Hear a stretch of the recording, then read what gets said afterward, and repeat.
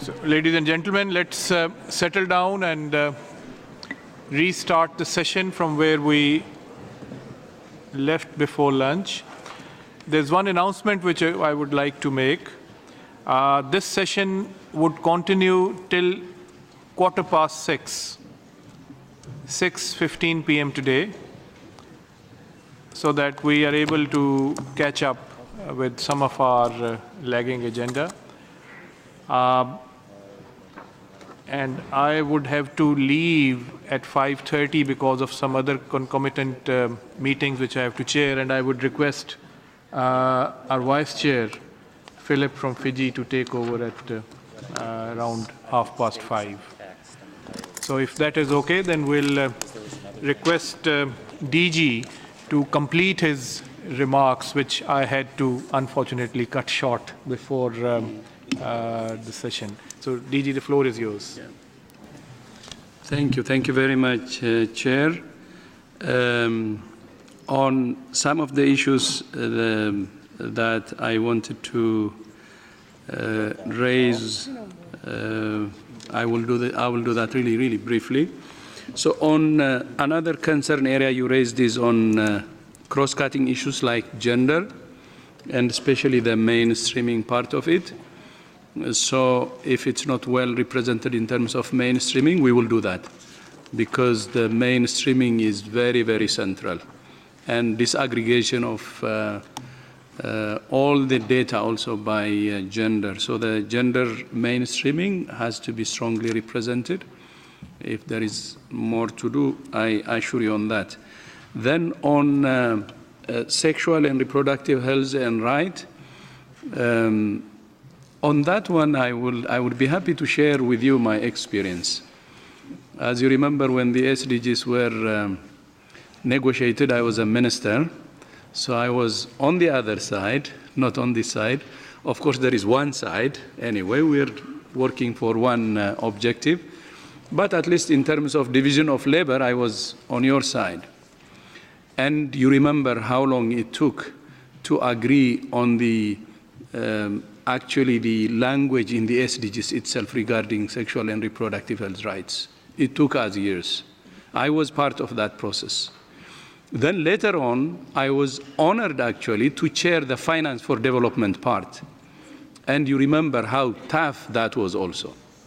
So to change the language of the SDGs now, of SRHR, I don't think these 2-3 days or 1 week will be enough. I don't think even the next months until May will be enough. You remember how long it took to agree on those. So my recommendation is, it's good to take the SDG language, and then I know this is going to be applied in universal health coverage, in emergencies, and also in that platform where we have the human capital. The most important thing for me is not changing the language. We're falling behind in implementation.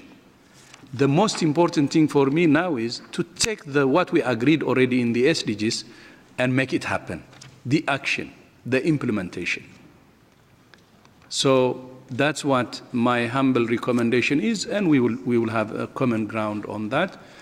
And from WHO side, what I will commit is, based on what we have agreed on SDGs, we will do our best to make it happen.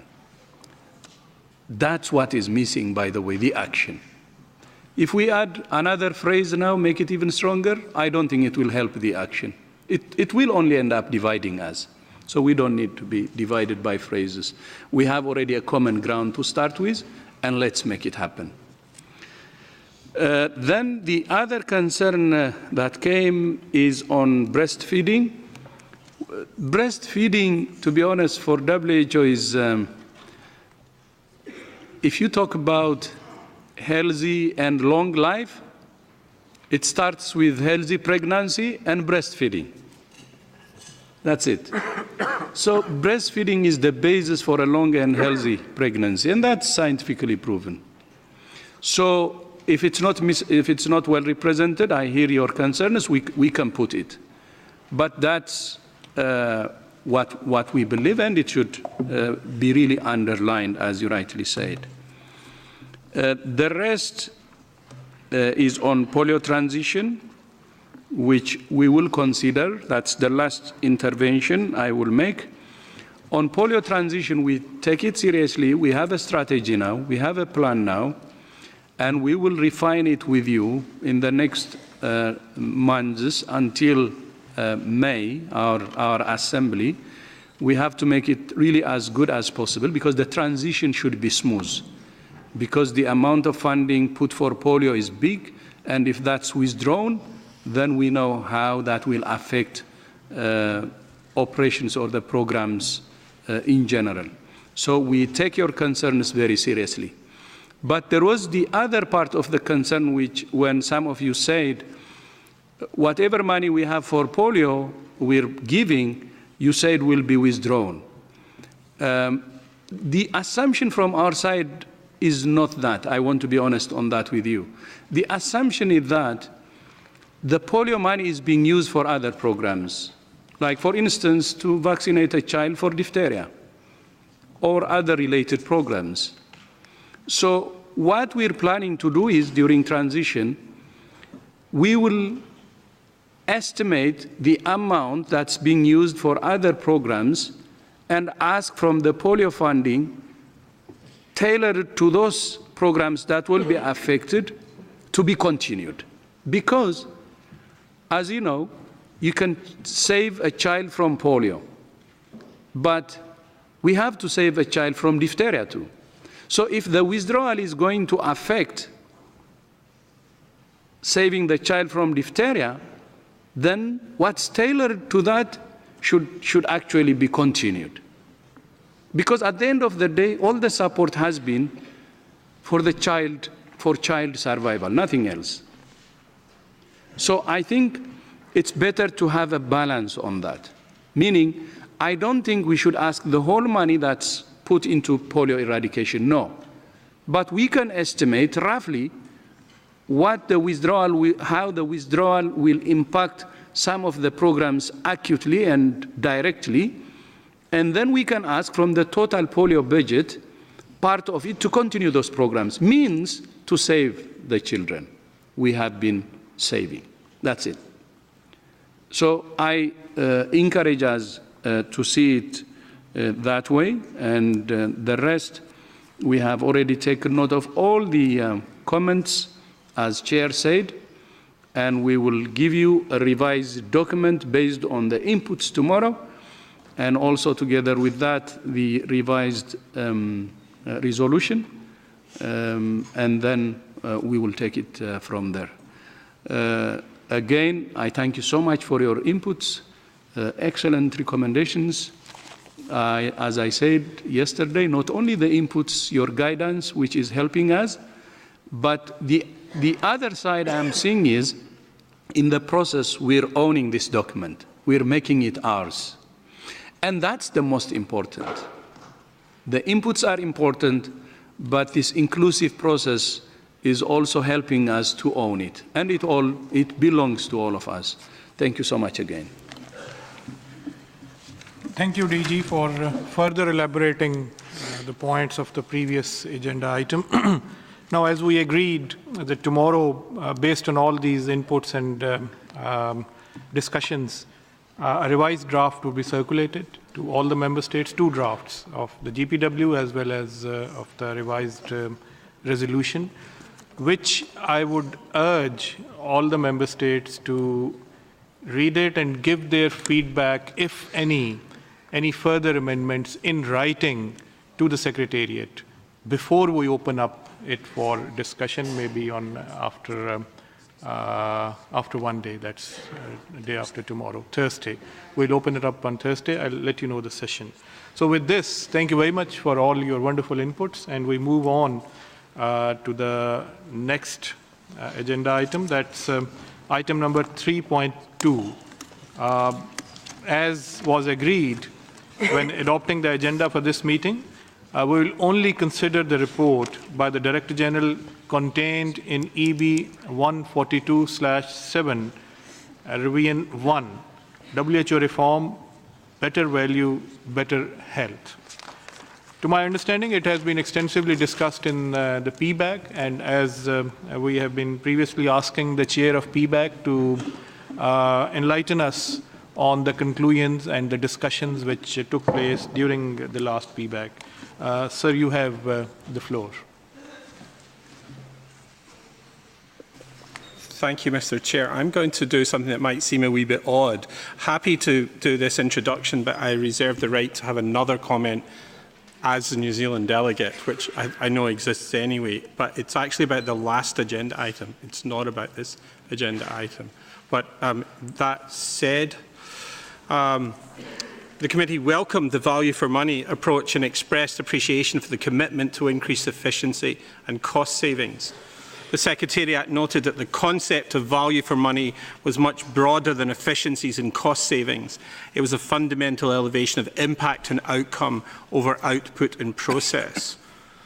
With regard to cost savings and efficiencies, Member States agreed that they were important objectives, but reminded the Secretariat that quality of programme delivery, including work on norms and standards, should be the principal focus of the organisation. The committee welcomed WHO's commitment to equity and ethics, in addition to economy, efficiency and effectiveness, and pointed out that the concept of value for money should apply to the WHO's financial and human resources alike.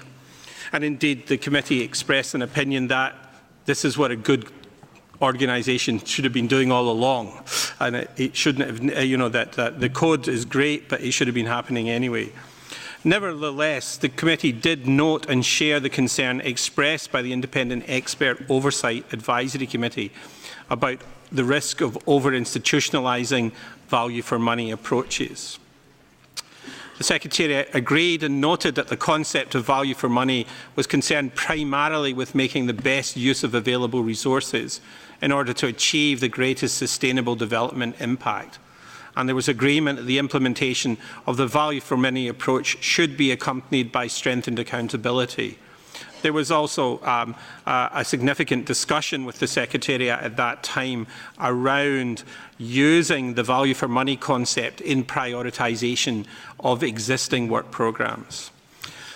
The implementation plan for value for money aimed to maximise the health impact of the money spent, and it was agreed that the approach would be piloted and the results reported to Member States. Ultimately, the committee recommended that the Executive Board note this report.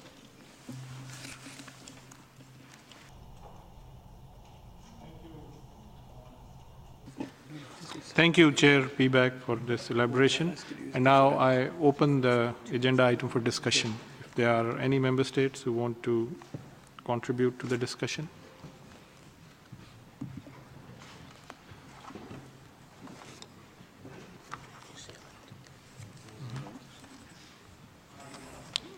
Beg your indulgence here, I did say I would do this. I remain concerned that the proposal that was made at the end of that a revised paper for the previous agenda item could be written overnight and consumed by us and potentially by our capitals in 24 hours is practical and achievable, given that in at least one submission alone I heard 20 proposals to change the existing document. And so I have some discomfort about the actual ability to deliver the scope of changes to the GPW that would result from the comments made. And so I have some doubts about the ability to deliver those in 24 hours. I equally have doubts about our ability to consider these and, if necessary, seek feedback from our principals in our capitals around the document and any proposed changes to the point that it would become our document that we as members owned. And so I just express some discomfort here, and I have if there's no other shared discomfort at EB, I am happy with it, but it is an issue that just worries me a wee bit. Can I ask for a clarification? Are you talking as chair of PBAC or as New Zealand? As the New Zealand delegate on EB. And on agenda item which has been closed, or this one? Well, the agenda item that was closed with a recommendation to do something that was never discussed by the members of the committee. That's another procedural problem I have with what happened there. But you know, as I say, if it's deemed to be out of order, it's out of order. That's fine. I've made my point. I'm happy now. Thank you very much. We'll come to it in the end and respond to it. If there are any other, so this is one of those rare items which doesn't have a lot of input, right? We have Thailand, sir. You have the floor. Thank you so much, Chair. The World Health Organization definitely needs more health and more value for money. Its leaders at all levels should be equipped with the skills to employ its soft power. I feel that the DG is not listening to me. I'm not happy with that. We are having the executive board meeting and the DG is talking to someone else. I would like to reiterate that WHO at all levels must be able to employ its soft power, i.e. social and intellectual capital, to achieve its goals at little cost. Value for money means if you reduce the cost, you have high value. No one, no country, rich or poor, can earmark this social capital, this soft power. This is the one that is in the freedom of the hands of the Secretariat. WHO Secretariat can be the best role model for the healthy behaviors and as committed health leaders. This must be the WHO core value for high value at low cost. Chair, much that the Thai delegation is very happy with the new WHO leadership team led by Dr. Tedros, we feel strongly that they need to seriously rethink about being the role model of good health. In the previous administration, the WHO Secretariat always serves fruits during the breaks. Now we don't see anything. Furthermore, we used to have physical activities during the EB. There's none now. Worse still, we don't even have a real break. Is this a World Health Organization or World Health damaging organization? Chair, our CRO RD and her staff always behave as role model, both in their works at the regional office and the regional meeting, with fruits, enough rest, and physical activities. I'm sure that Dr. Tedros and his team will consult with her and change the situation. Not in the next meeting, but right now at this EB. This would be the solid proof of how efficient the new leadership team of the WHO is and how much value for money they are for us. Thank you. Thank you, Thailand. I'm sure Secretariat has taken note of it, but I would be looking forward to attend any meeting in Thailand if it is that healthy. May I request Iraq now to take the floor, followed by Brazil. Thank you very much, Mr. Chairperson. Really, this is a very important issue, and I want really to reaffirm the relation between WHO reform and its integration with WHO transformation approaches. Since all areas of the concerns, they are corresponding to each other. So what have been referred by the DG, Dr. Tedros, as fund flexibility, lobbying with others for better health, working for integration between the national health security and global health security, well-compiled approaches with other organizations. Here, this is one of the important approaches which we are really endeavoring for it in transformation, and we are looking also for it within the WHO reform. So we ought really to put this very important subject, and this subject which has been many negotiations about it, they have been really propounded in the WHA's in several of its sessions in order to be integrated with the WHO transformations, and in order to look also for the GPW as one of the important stimulus for it in order to run forwards for that. Thank you very much, Mr. Chairperson. Thank you, very esteemed delegate from Iraq, for your intervention. Brazil, followed by Bahrain. Thank you, Chair. Brazil, thanks for the report. We are very satisfied that the document has not only addressed aspects such as economy, efficiency, and efficacy, but also recognized the importance of dimensions such as equity and ethics, which are fundamental for an organization such as WHO. We would appreciate further information and comments by the Secretariat on the interplay of those 5 principles, especially in situations where they might be seen as in conflict. We look forward to seeing how central elements such as cross-sector work and cost assessment at every step of new actions and initiatives will be implemented in the proposed new strategy and plan of action on value for money. It is essential that a relevant and commendable concern about efficiency does not end up creating more bureaucratic hurdles.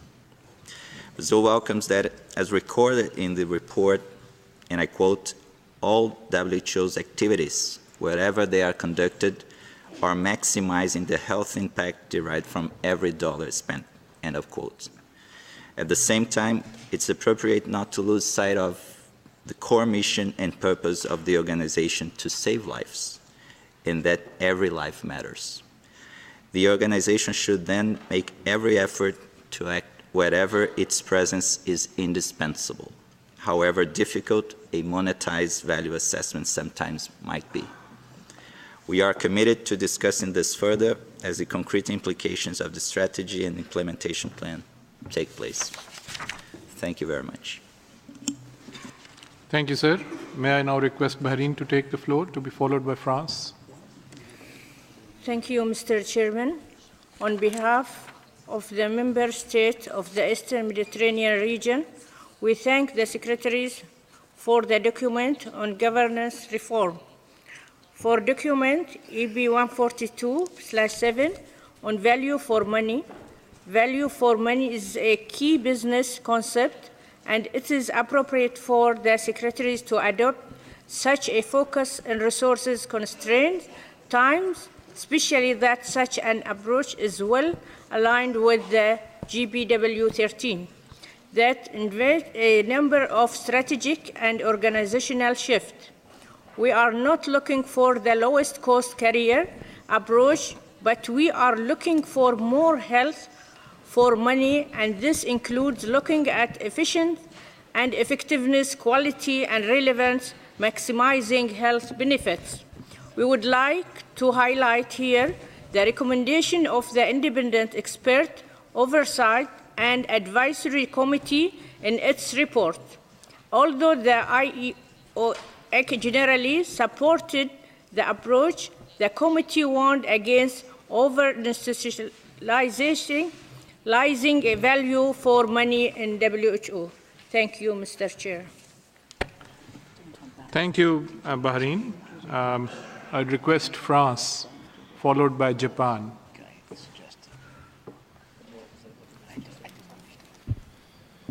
Merci, Monsieur le Président. Thank you, Chair. Chair, France would like to thank the Director General for this document, and we commend WHO's wish to move towards a results-based culture while keeping on board a dimension of efficiency and ethics as watchwords for the organisation which arise from its very vocation. Further, we welcome the initial strategy and implementation plan that has been presented and the way in which resources are now being allocated to different programs. And we see that this new environment, this new culture, is something that should be introduced at all three levels of the organization. However, while we welcome that, we regret the fact that there is not yet sufficient development of the concept of accountability within the plan as proposed. We would like then to have some examples of measures that would allow us to optimize the way in which WHO operates. In particular, in order to ensure that what is done does not operate to the detriment of the quality of the activities undertaken. We would like to have more detailed information as to the conclusions of the consultations and the brainstorming meetings that were undertaken in the course of 2017 at all three levels of WHO. And these are referred to in the document, but we'd like to know a little more about what came out of them. We'd also like precision as to financial links with other funds and some explanation as to the way in which these financial relationships operate. In particular, we're thinking about the recent agreement for 50 million between WHO and the IMF. Thank you. Japan, you have the floor, please, and followed by United Republic of Tanzania. Thank you, Mr. Chair.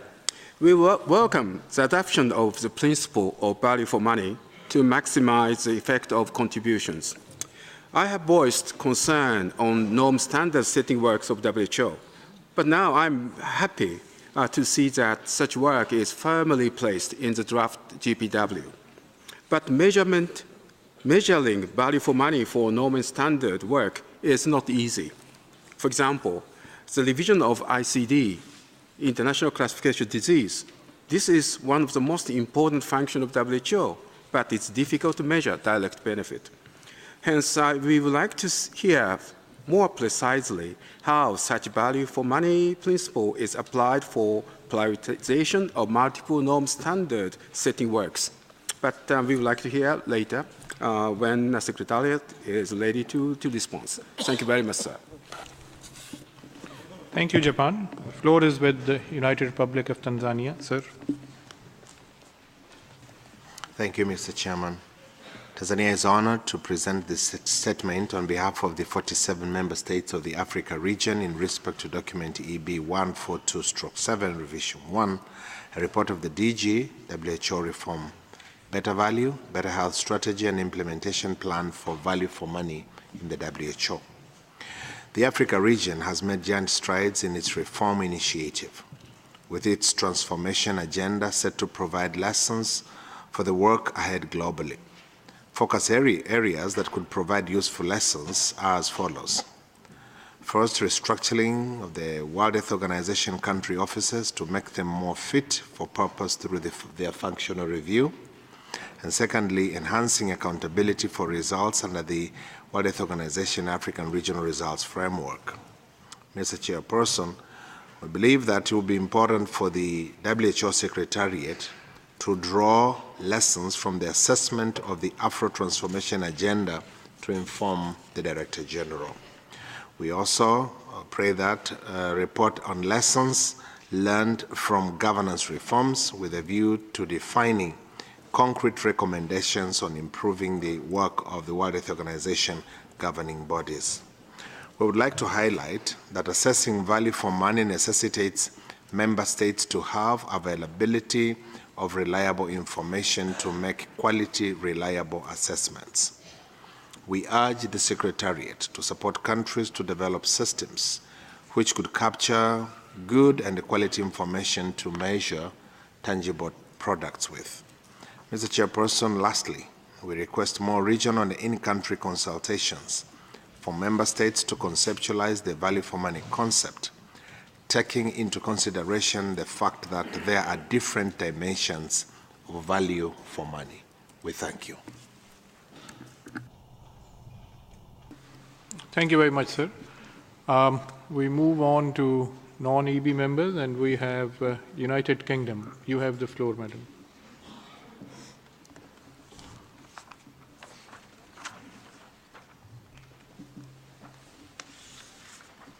United Kingdom, you have the floor. Thank you, Chair. The UK welcomes the articulation of WHO's new approach to value for money and its integration into the proposed General Programme of Work. As the paper notes, value for money is not simply about cost-cutting, but about ensuring that every dollar and cent WHO receives is spent for maximum impact on health outcomes. Ensuring value for money is central to decisions is therefore a moral obligation for WHO staff. The UK agrees that implementing burdensome and bureaucratic new processes is not appropriate and will not drive improved VFM. Rather, WHO senior management need to assure themselves that mechanisms are in place to enable a strong VFM culture is incentivised. This could, for example, include requiring that new WHO funding proposals contain an assessment of their VFM via other potential work options. Greater value for money will ultimately be driven by WHO staff who develop and design health programmes. As such, we welcome the suggested actions detailed in the annex of the paper. We would urge the Secretariat to further develop these, including the proposed VFM toolkit, working with staff to ensure that they are fit for purpose and to report back on progress at the Assembly in May. Thank you, Chair. Thank you, UK, for your comments. This one member there. I can't see who's that. We can't see the... USA. Oh, sorry. So, USA, you have the floor.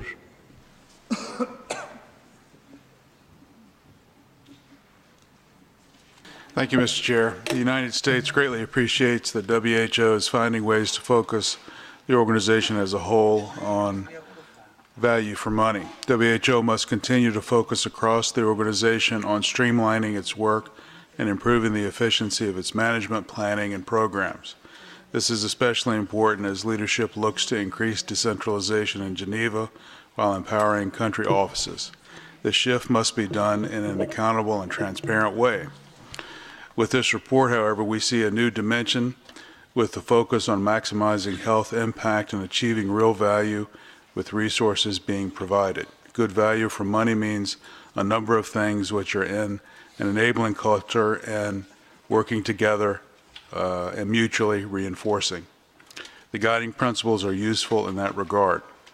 WHO's top value is its comparative advantage in health relative to other organizations. Therefore, the United States would like to see this highlighted in the implementation plan, its guiding principles, and in the priority setting process. This principle must be considered during both WHO strategic priority setting as well as program design and implementation. We are also interested in the idea of establishing strong value propositions in programs and would like to ask WHO to further develop this concept. The real value of WHO's work is whether it improves the health of those who depend on it, and that must be at the forefront of its program design and implementation.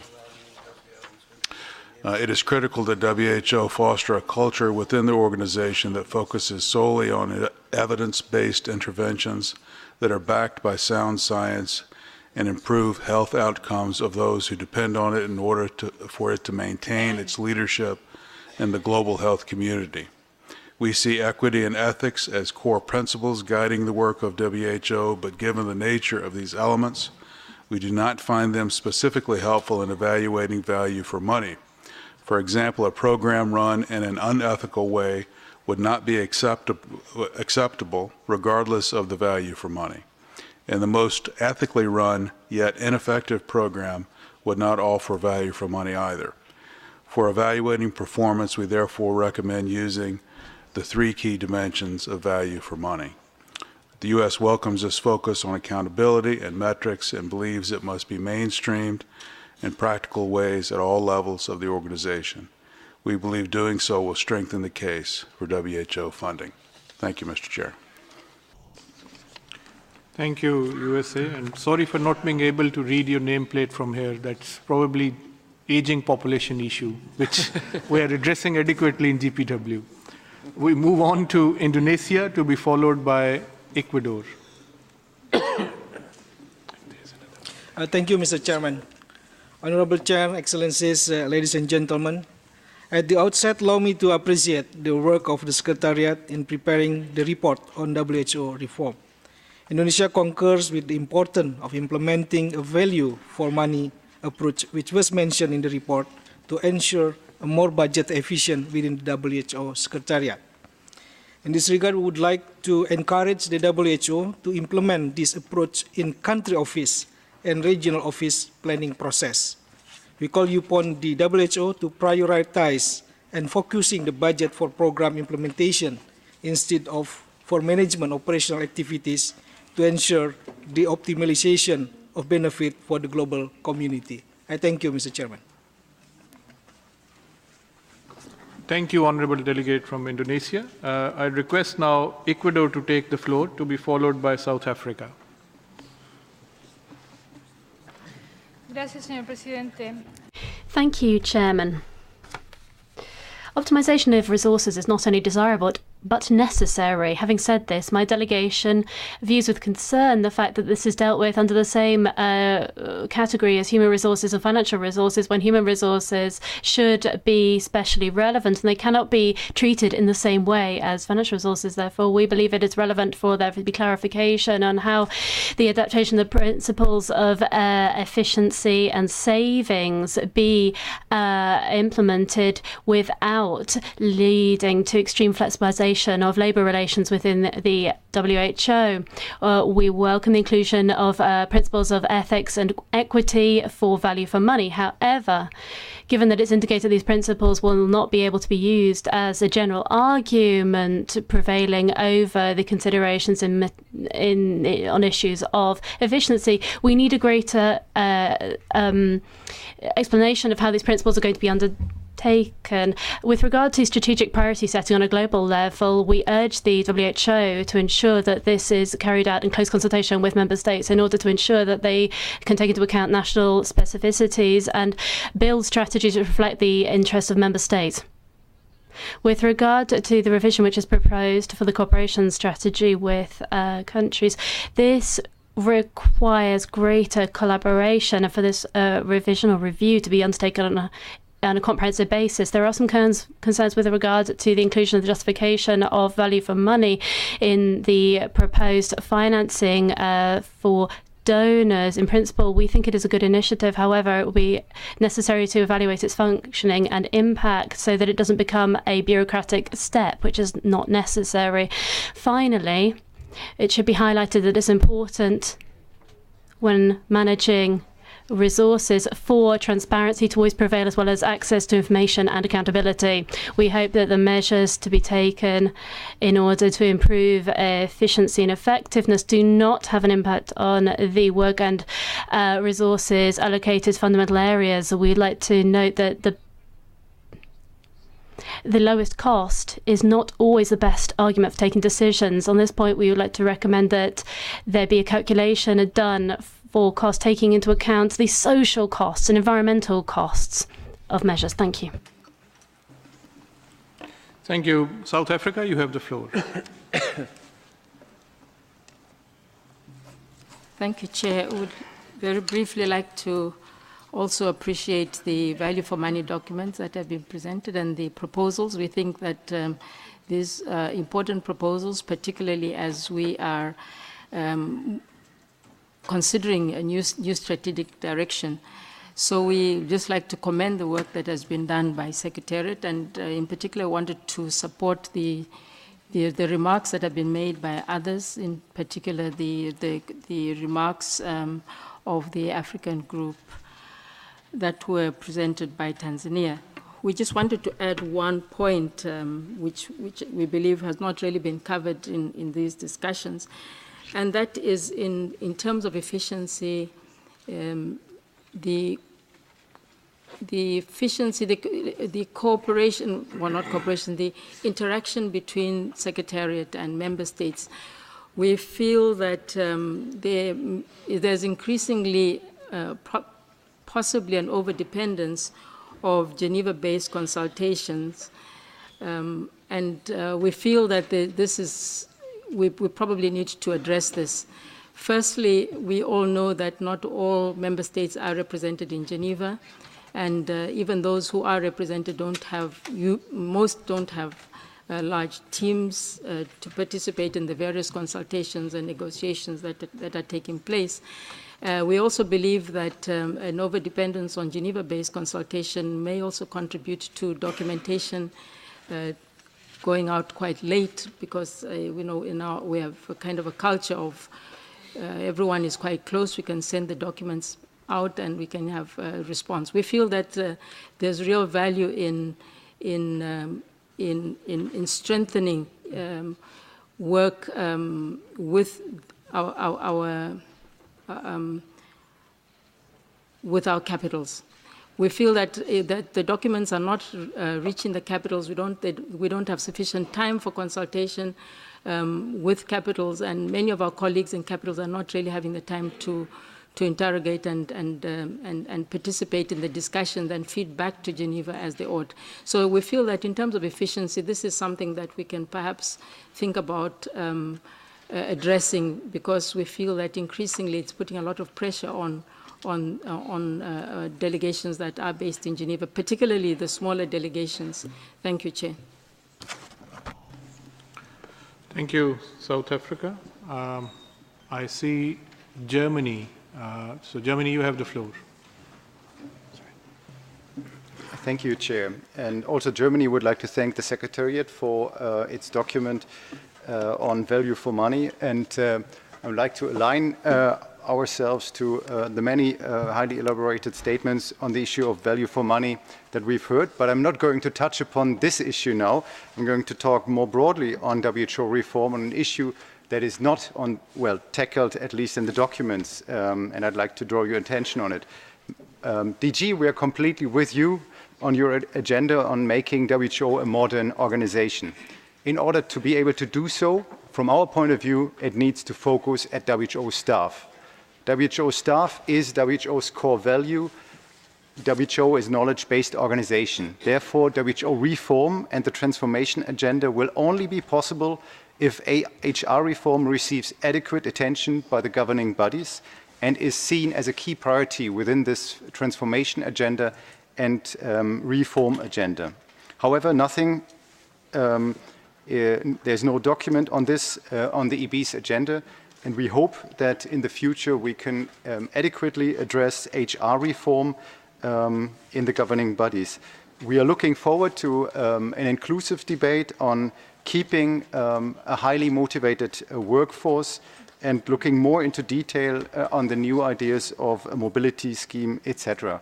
But we would like to do so as soon as possible with all of you together, maybe even at the next governing body meeting in May. Thank you. Thank you, Germany. With this, we come to the end by EB members and non-members. So may I request Mr. Imre Holo, Director Planning, Resource Coordination and Performance Management Monitoring, to take the floor. Thank you very much, Mr. Chair. So first of all, I would like to thank you for this very fruitful and constructive debate, and we have heard many suggestions and proposals that we will build in our work going forward. I would like to say that for me, value for money, first and foremost, is a cultural change. And it's a huge change. And it is, and many of you have alluded to that, that's something that needs to be in the back of all our colleagues' mind when we are doing our work. Are we doing the right thing? Are we the right ones to do that? Is there a better way? Is there a more cost-effective way to do that? Can we achieve more impact on what we're doing? And I think this will take some time to get there. Cultural change cannot happen overnight. But the center of this cultural change is the new GPW. And the new GPW, which says that we're moving beyond measuring outputs, and and many times Peter points out reporting on how many conferences and how many meetings we have done, to actually what have we achieved with those meetings and what have we done to contribute to global health. And for that, the GPW is coming out with meaningful and measurable targets and results. And these will be the core, the founding block of this cultural change that is needed to implement value for money in the organization. We also heard you loud and clear that you're worried that it will adversely impact quality. We will make sure that it will not. We also heard IAOC, we also heard your worries that we should not over-institutionalize it. We should not establish a department of value for money, but we should try to keep it light and lean, and we will do that. And as was requested by the PBAC, now I'm a bit confused when, because the PBAC requested us to report back in a year's time. Now UK requested to come back already in May. But I think it's better if we have a little time, a little more time to come back and tell you what is it that we've done. We're at the very beginning of a road, and we will need time to next time I would like to come back and report on concrete results. And maybe just very quickly on some of the concrete questions. France asked about the outcome of the brainstorming sessions inside WHO. What you see is the outcome of that. Originally, we implemented the standard framework of the 3 E's, the economy, efficiency, and effectiveness. And it was our regional colleagues who suggested that we should include equity and ethics into this. And going back to the US, I understand that it may pose some complications, but I think it is very important that WHO owns this concept and that we're not simply implementing something that others are doing. At the same time, I understand that ethics and equity should not be used as a justification for overrule the other 3 E's. So we will work on that, but we will need a little bit more time to see about the details. What is also important is that we have a very firm commitment to make this happen. And I think that the proof of the pudding is the eating. So when we come back with concrete measures that we have implemented, then I think you will see how successful it was. Thank you. Thank you, Mr. Hulu. With this, we conclude our consideration for agenda item 3.2, and I am thankful for the contribution of member states and the Secretariat for the report.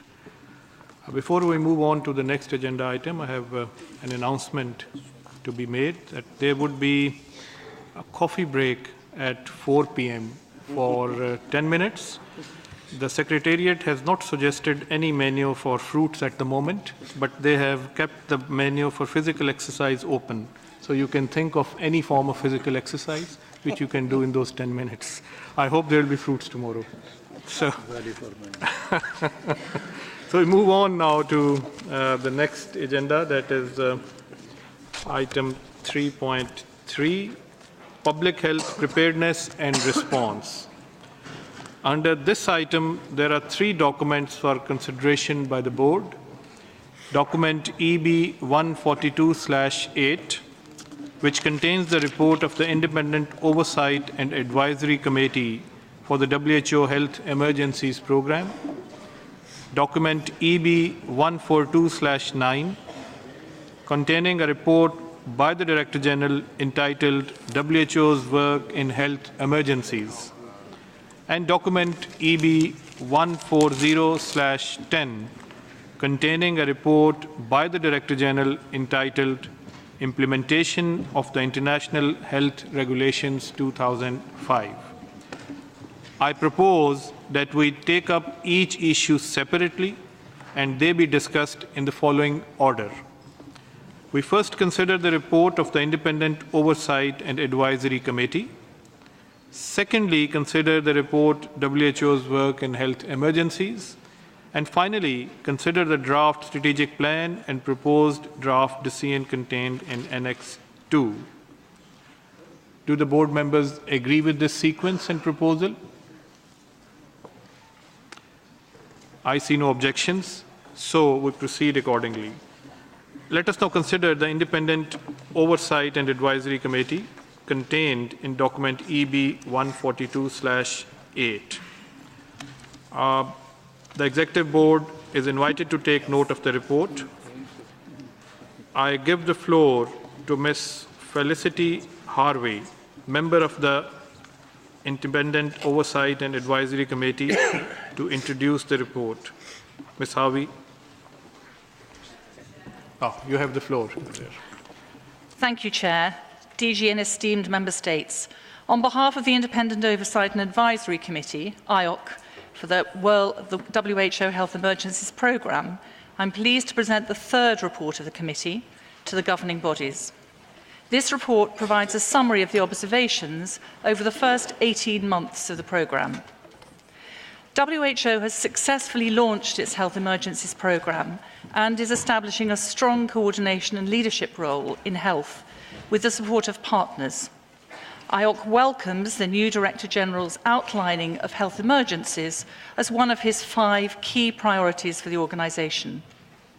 Since the official launch of the Health Emergencies Programme in July 2016, the committee has noted significant progress in the implementation of the programme, particularly in regard to the structure, incident management, risk assessment, partnerships and IHR.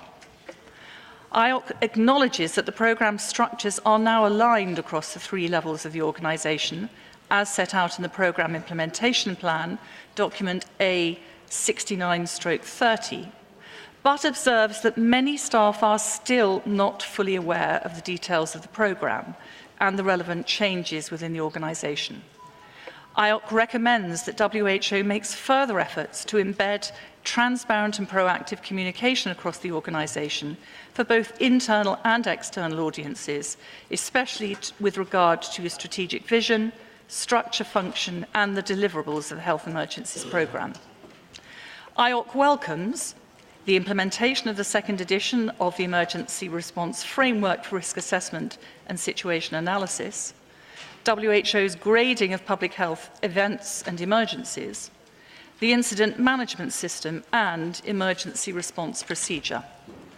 IOC commends WHO's ongoing efforts to adapt the incident management system to the different contexts of crises and to the culture of the organisation. Significant progress has also been noted in the speed of events verification, risk assessment and communication.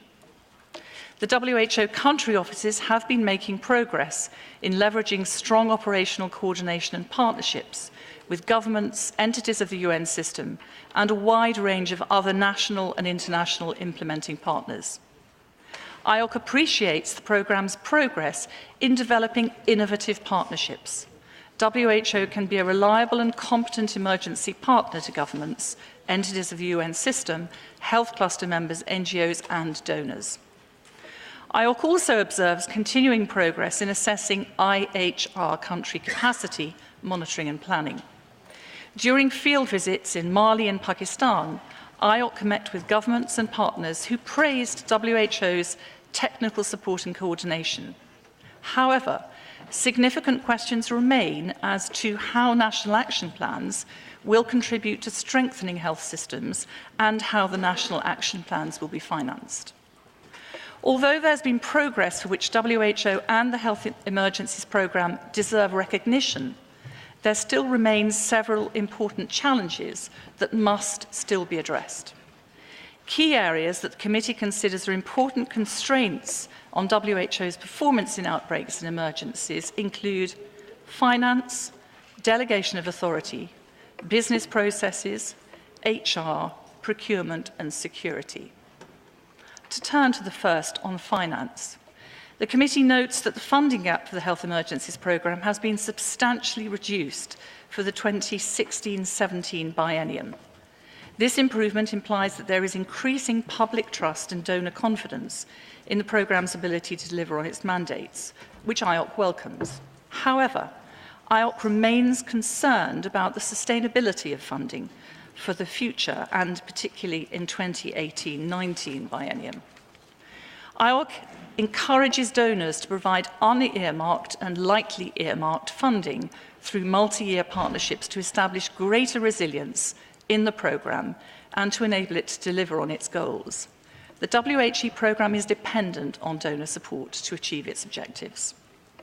Following the recommendation from the second IORC report, the Secretariat presented IORC with a draft strategy for replenishing the contingency fund for emergencies. IORC encourages WHO to advocate success stories in the use of CFE and present a dedicated financial report in order to gain donor confidence and to increase WHO representatives' level of engagement within country donor representatives. Secondly, to delegation of financial authority. IORC observed that the role of the WHO country offices in resource mobilisation and the WR's financial authority for accepting funds is inconsistent across the regions, and this is problematic, particularly given that many donors make emergency response funding decisions at country level. The WR's authority for fundraising and grant management should also be standardised across the regions, accompanied by briefings and training. IORC emphasises that WRs should be provided with incentives for fundraising at the country office level and should be supported and capacitated to engage with donors. To business processes. On the basis of our missions to Mali and Nigeria, IORC observed indications of recent progress in improving accountability by clarifying responsibilities, adjusting the level of authority, and streamlining business processes. Putting the new policy into practice will require close follow-up and periodic staff training across the 3 levels of the organisation. IORC recommends that a series of further measures to reinforce and familiarise staff with the revised standard operating procedures needs to be taken. With regard to HR, IORC recognises the efforts being made to streamline the recruitment process, but the programme still struggles to attract good candidates and to meet the demand for rapid employment and deployment within the boundaries of the WHO HR policy and procedures. IORC is also concerned by the insufficiency of professional HR support for talent acquisition and management in the organisation.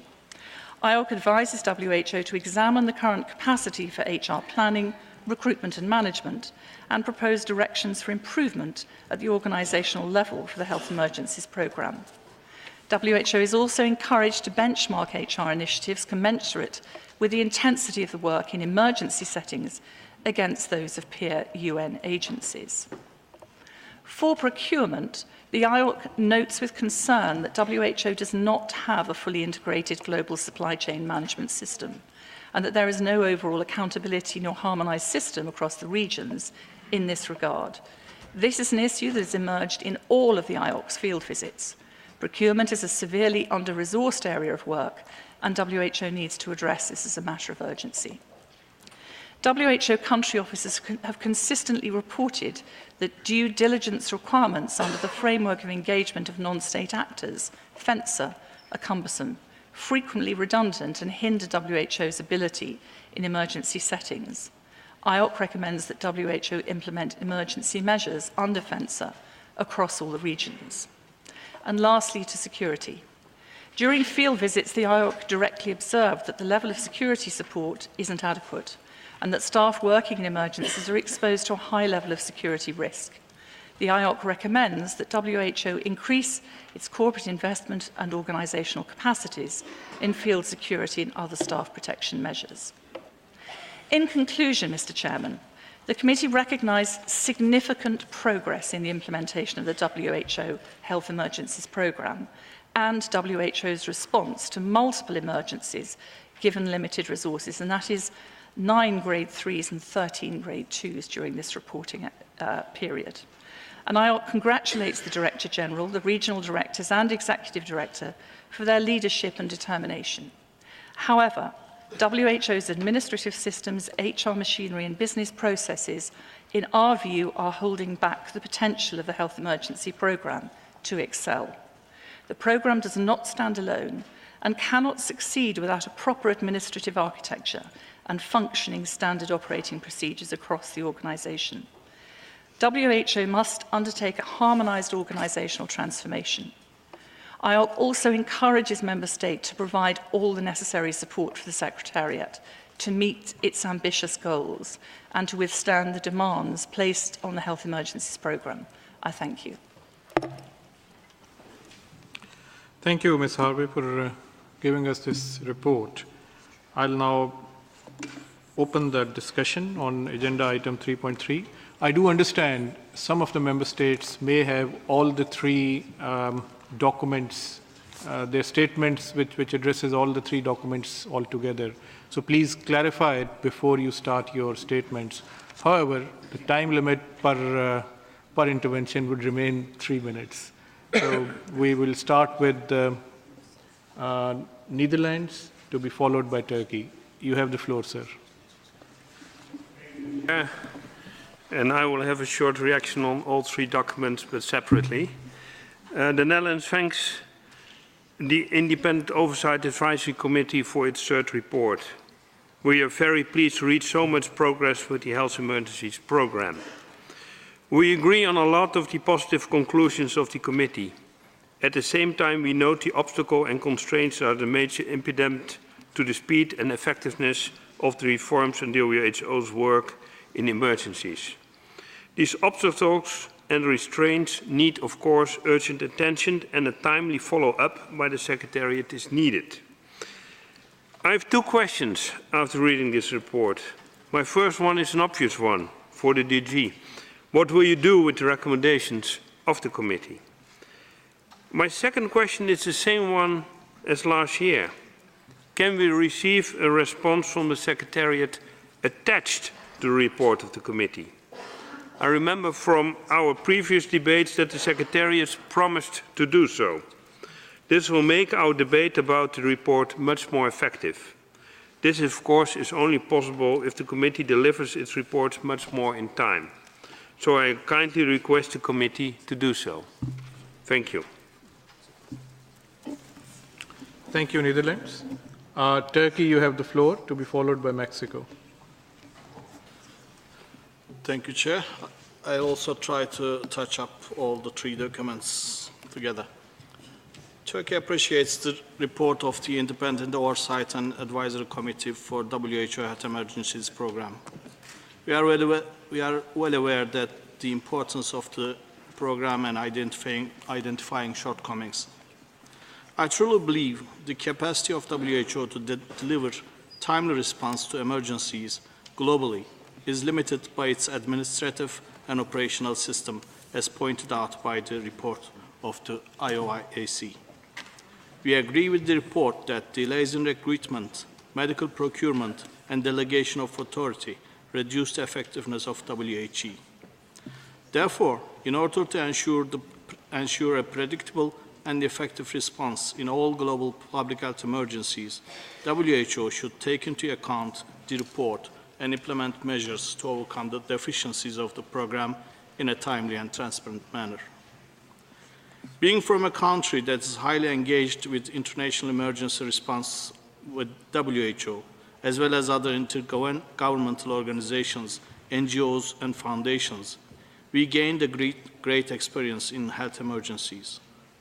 Very effective communication and coordination with WHO country office in Turkey, as well as support from the regional office, are remarkable positive examples which show our joint capacity to intervene quickly in saving lives and reducing vulnerabilities by providing timely support and services.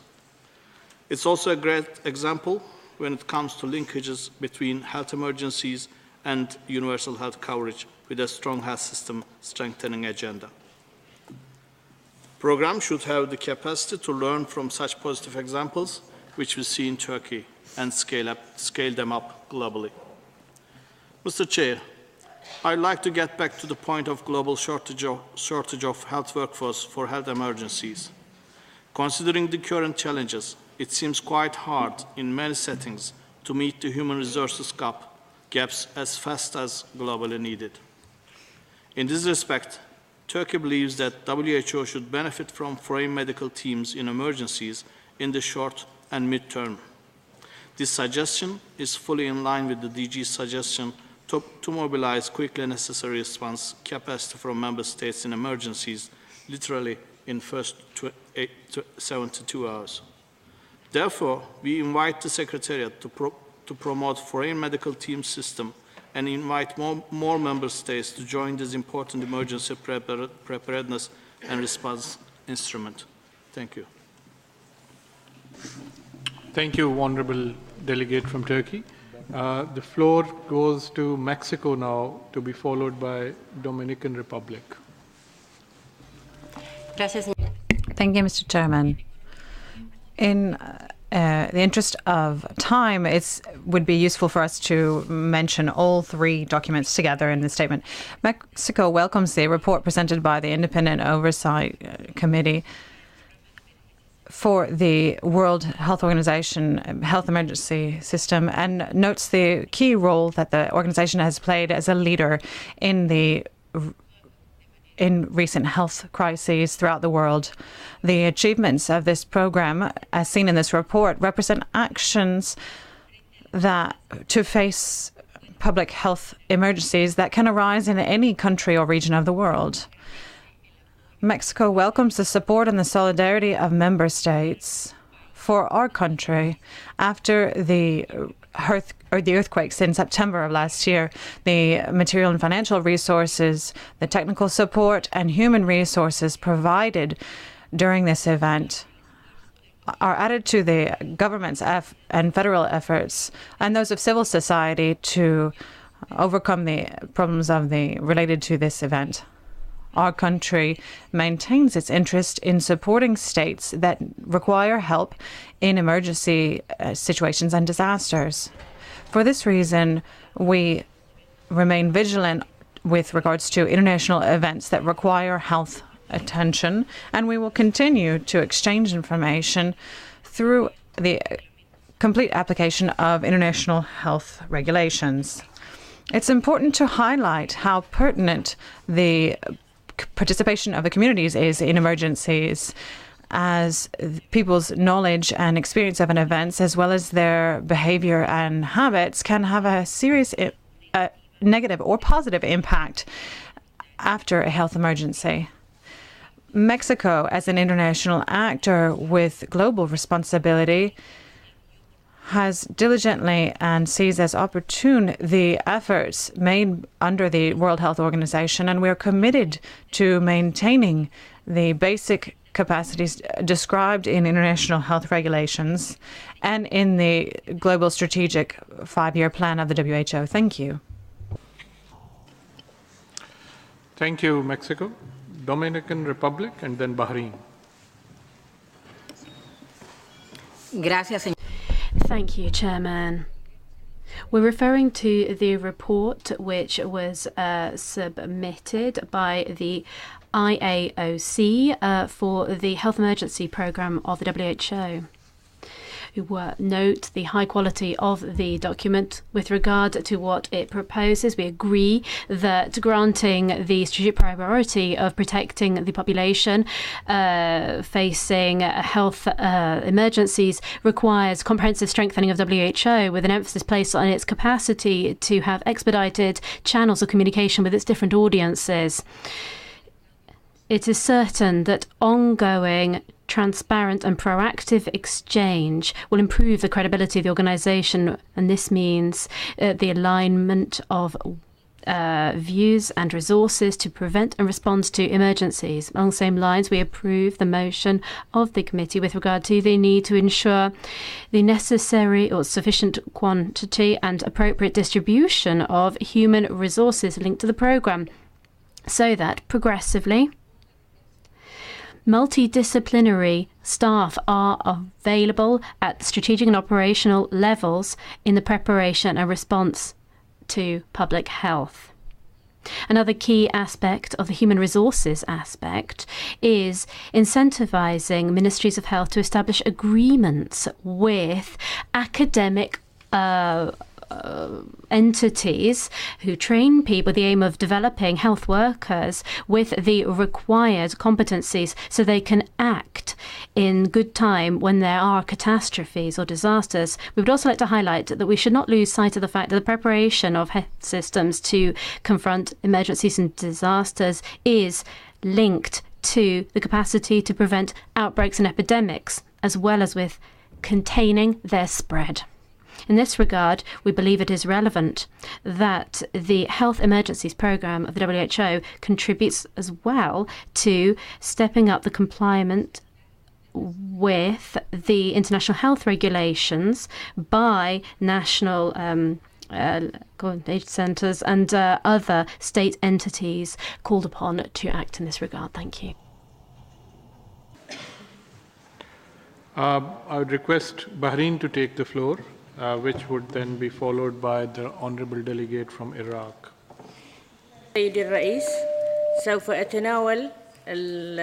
Chairman,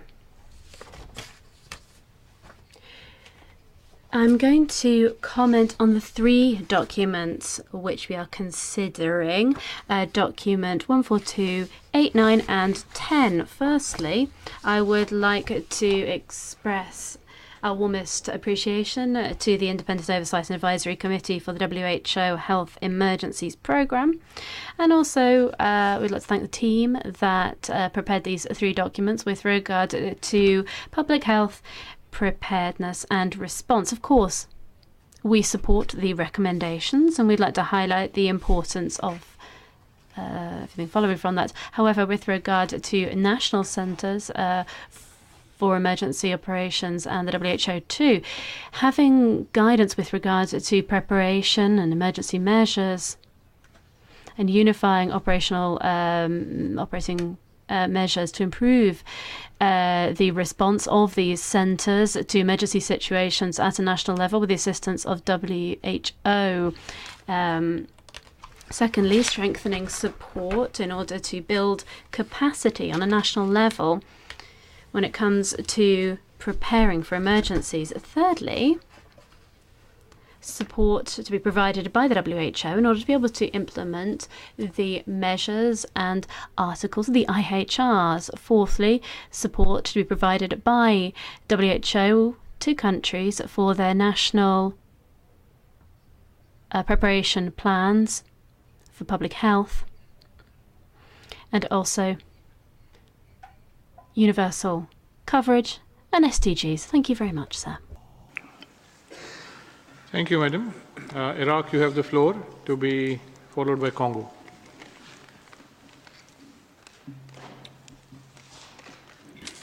Thank you, Mr. Chairperson.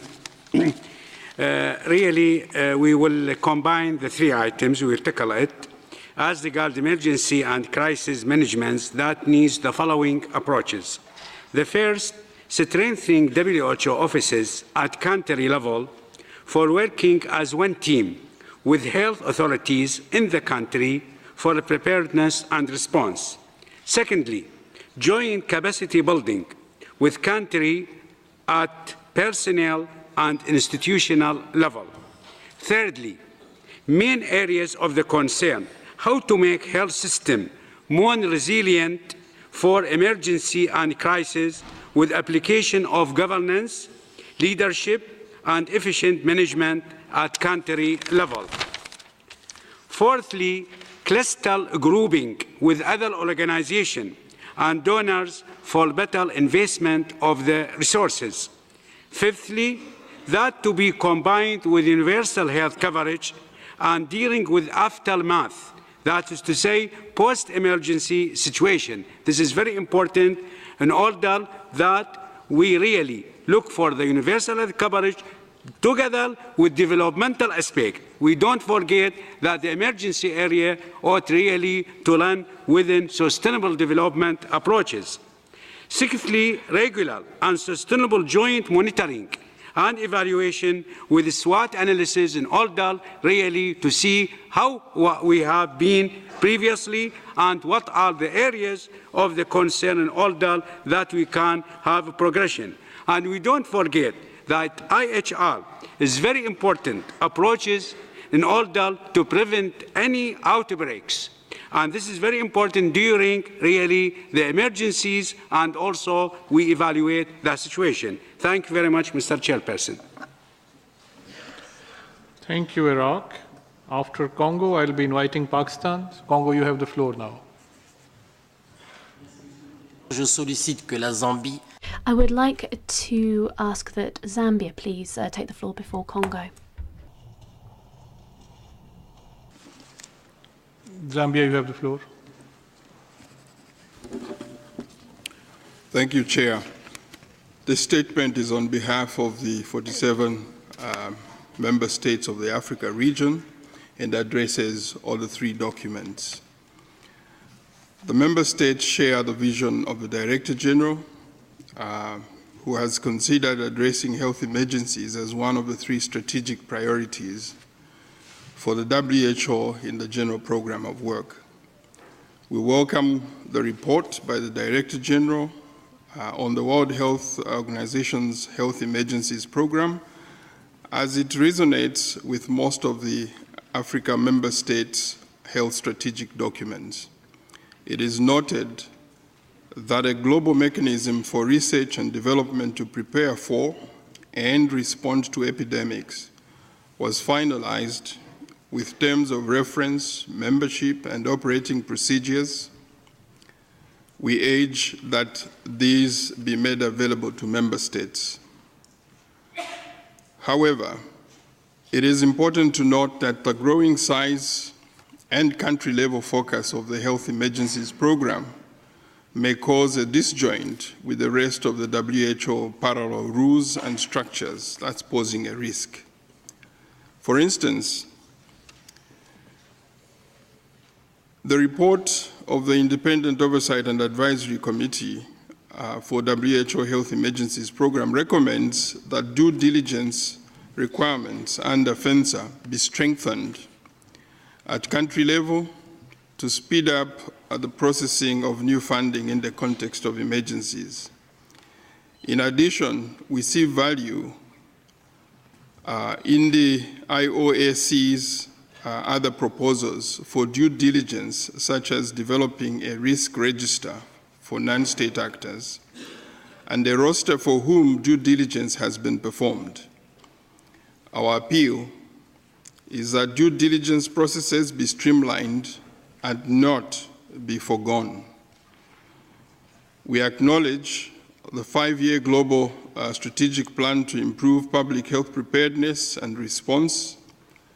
However, we note that a critical part of the plan will be to consider whether resources can be effectively mobilized to help member states implement international health regulation, focusing on core capacities linked to health system strengthening within the framework of universal health coverage.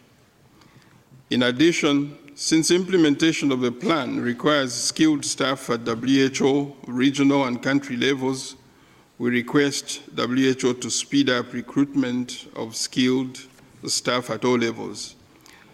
Finally, we recommend that the implementation of the strategic plan should take into account other similar initiatives being undertaken within WHO, such as the Pandemic Influenza Preparedness Framework, as well as within regions by other organizations and partners, such as the recently established Africa Centers for Disease Control and Prevention in the Afro region. We do support the adoption of the draft decision in Annex 2. I thank you, Chair. Thank you, Zambia. Can we come back to Congo now? You have the floor, sir. Merci, Monsieur le Président. Thank you, Chairman. Congo would like to align itself with the statement just made by Zambia on behalf of the Afro region. We would like to thank WHO, and particularly its Afro office, for the actions it's undertaken in order to respond to emergency situations and also the implementation of the IHRs. However, there are some weaknesses and those will need to be addressed. How can we have success in the actions of the WHO in states where the health systems remain weak. We are thinking about Ebola and situations of catastrophe and epidemic situations which are caused by poor sanitary conditions and other determinants. That is well known, but the establishment of focal points within our countries and the effective implementation of the measures in the IHRs remains weak. As regards the response to epidemic outbreaks, we believe that regional responses are very low. It is restricted to national levels, and often response is quite difficult. I'd like to take the example of the Kinshasa cholera outbreak, which Kinshasa is opposite Brazzaville, and they are across a river from each other. However, actions were undertaken only at a national level in Kinshasa without asking for or taking into account the fact the epidemic could reach Brazzaville. So I'd like to highlight how important it is to look at transboundary issues. Thank you. Thank you, Congo. We'll have the delegate from Pakistan take the floor and to be followed by Canada after the break. So, Pakistan, you have the floor. Thank you, Mr. Chairman. This statement is on behalf of the Eastern Mediterranean region member states, and this would be for all the three documents. We thank the Secretariat for the three documents on this agenda item. We note the report of the Chair of the Independent Oversight and Advisory Committee. The success of the Health Emergencies Program will further improve the efficiency of WHO work in emergencies and provide necessary support to populations who count on WHO's role in health leadership. The program cannot succeed without a proper administrative architecture and functioning SOPs across the organization.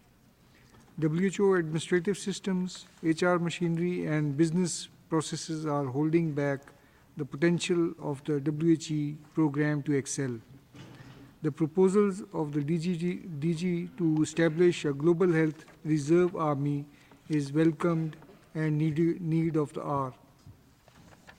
In the area of IHR, much progress has been made in the joint external evaluations, but this is not enough. We need to work collectively to accelerate development and implementation of national action plans, highlighting the funding component, which is still a major challenge. Mr. Chairman, we would like to thank the Secretariat for the draft 5-year Global Strategic Plan to improve public health preparedness and response.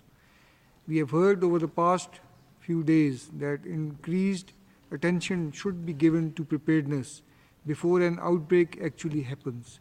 We need to invest in preparedness through developing resilient health systems that can cope in case of an outbreak. We agree on the guiding principles, pillars, and deliverables, timelines, and indicators to monitor the implementation of the 5-year strategic plan. In general, we support the draft decision but highlight the following points that warrants more emphasis in the draft decision. Member States require the support of WHO and partners to develop, fund, and implement national action plans for health security based on the results of the joint external evaluations. The development of these plans need to follow a multi-sectoral approach and need to be positioned within a high-level authority in the country to ensure commitment in allocating domestic resources and time-bound implementation. Mr. Chairman, after 3 years of conflict, several countries in the Eastern Mediterranean region are moving into the early recovery phase.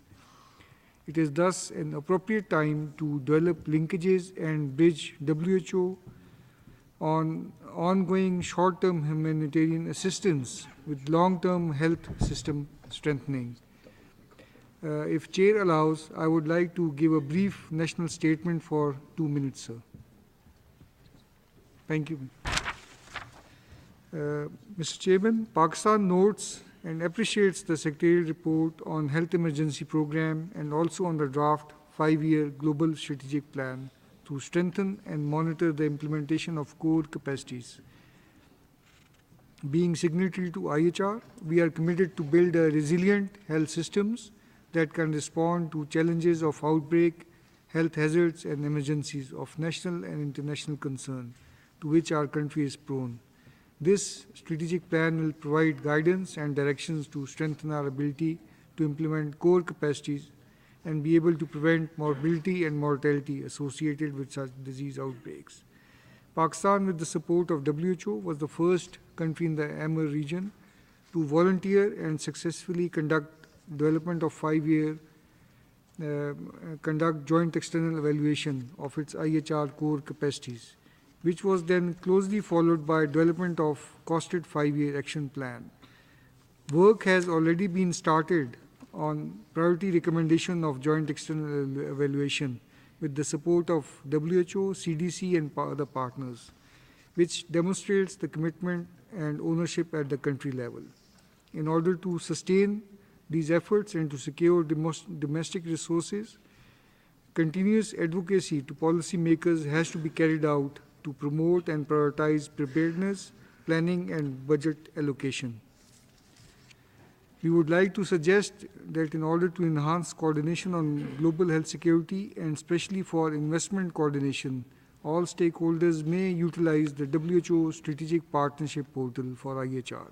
Lastly, WHO's technical inputs from all the 3 levels would have a very positive impact on the health security of our country and thus contribute towards a socially and economically stable society. Thank you, Mr. Chairman. Thank you, Pakistan. Before we break, there's a short announcement by the Secretariat. Thank you, Mr. Chair. Just coming back to a point and a question raised by Algeria prior to the break in relationship to informal consultations. As was rightly pointed out, 2 informal consultations were organised today at the request of Member States. Whilst the Secretariat tries to avoid having conflicting meetings, unfortunately it does happen occasionally, as there are often several items in relation to which consultations are requested, and there is limited time, lunchtime today being the only time that was available, as the session, EB session is obviously going on during the day. However, we've taken note of the request of Algeria and others, and when we receive further requests for consultations, as we are already receiving, we'll do our utmost to ensure that where we can, we'll not place them in a conflicting time. That will mean, of course, some will have to go into the evening, or even some consultations taking place during the executive board taking place itself, which again can be problematic for small member states. But as you are aware, there are only a certain number of hours in the day. So Secretariat will do what we can to facilitate your member states' request to avoid conflicts with all the power that we can muster. So thank you for that, Algeria, and we will do our best. Appreciate it. Thank you. Thank you, Tim, and we'll reassemble at 4:15 after this short coffee break. Thank you.